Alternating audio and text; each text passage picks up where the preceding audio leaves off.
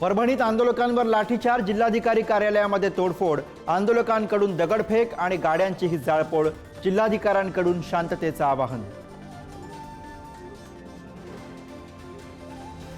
मंत्रिमंडळ विस्तार आणि खाते वाटपावर आजच दिल्लीमध्ये शिक्कामोर्तब होण्याची शक्यता। मुख्यमंत्री फडणवीस दिल्लीत दाखल, शिंदे आणि अजितदादा थोड्याच वेळात पोहोचणार।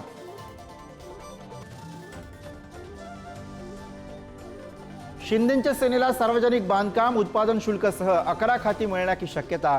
गृह खातं शिंदेंना सोडण्यास भाजपचा नकार, तर अजितदादांना अर्थ कृषीसह 9 खाती मिळण्याचा अंदाज। बीडमधील सरपंच हत्या प्रकरणामध्ये पोलिसांची मोठी कारवाई, 2 आरोपींना अटक, 1 PSIचं निलंबन।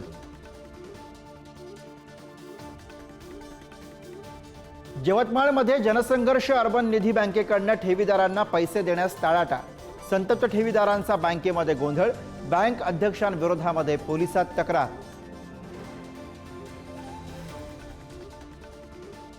लाचखोरी प्रकरणामध्ये सातारा जिल्हा सत्र न्यायालयाचे न्यायाधीश धनंजय निकमांसह 3 जण ACBच्या जाळ्यात, फिर्यादीच्या वडिलांच्या जामिनासाठी मागितली होती लाच। मुंबई विमानतळावर 10 कोटींचं सोनं जप्त, सोनं तस्करी प्रकरणी 6 जणांना अटक, आरोपींमध्ये विमानतळ फूड कोर्टमधील कर्मचाऱ्यांचा समावेश असल्याची माहिती।